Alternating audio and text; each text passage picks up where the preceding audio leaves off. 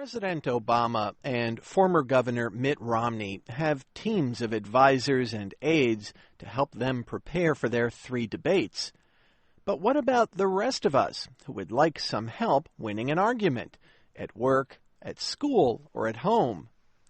For advice, we asked 2 experts at Wake Forest University in Winston-Salem, North Carolina. Alan Loudon chairs the Department of Communication. Assistant Professor Jared Acheson is the Director of Debate. His first piece of advice is to know your audience. Before you know if you won or you're lost, you have to know who the audience is or who the judge is. And so in everyday argumentation, some people think that logic alone will prevail when sometimes that's not the most persuasive form of argument in a given situation. So you have to know your audience and what they consider to be relevant information for the debate at hand. Second, find a universal principle that everyone in the room, from the audience members to your opponent, can agree to. Jared Acheson says if you argue from that principle, then you do not have to fight the fight about the basics of the evidence. Third, he says the best debaters are the best listeners.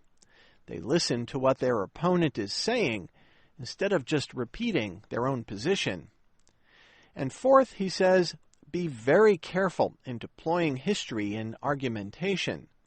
Some people think that having one strong historical example to support their side will win the argument, but their opponents may have other historical examples to support their side. And a very good debater will always use that to their advantage by saying, well, you may have identified one example that supports your direction, but here's a larger, more important example that supports my side.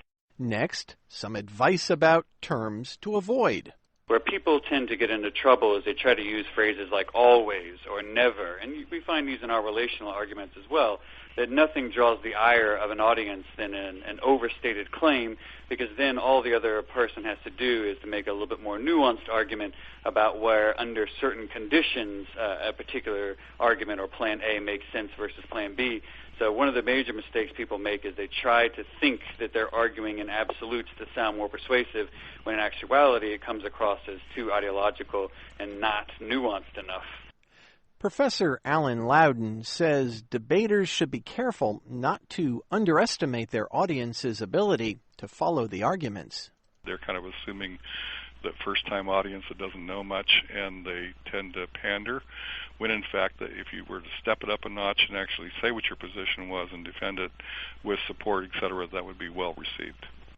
In the end, he says, people have to make up their mind for themselves.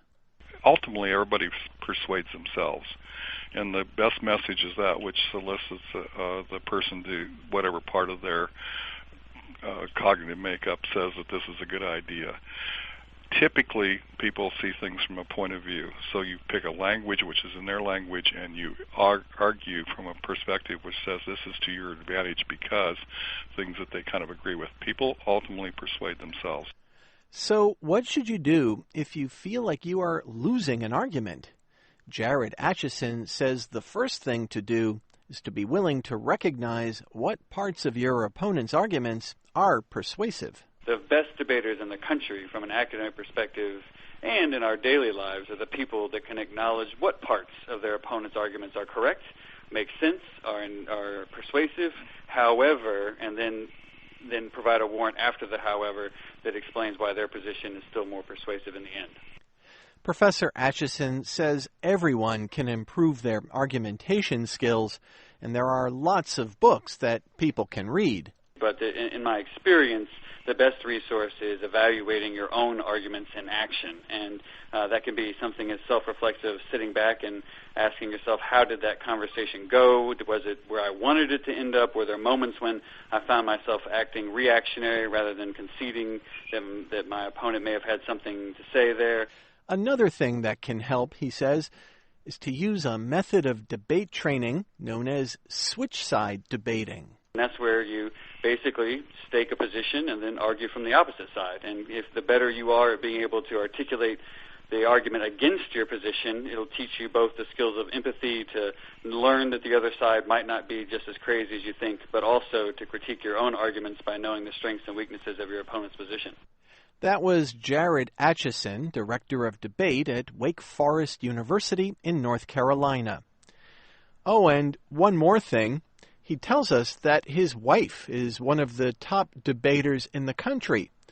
So we wondered what the conversations are like around the dinner table. The best debaters know what arguments are worthy to argue about. And so we find that oftentimes we don't have as many arguments as our peers because we know what the nuclear option looks like. Tell us about your own experience with debate and with everyday argumentation. Share your comments and advice at the VOA Learning English page on Facebook. I'm Avi.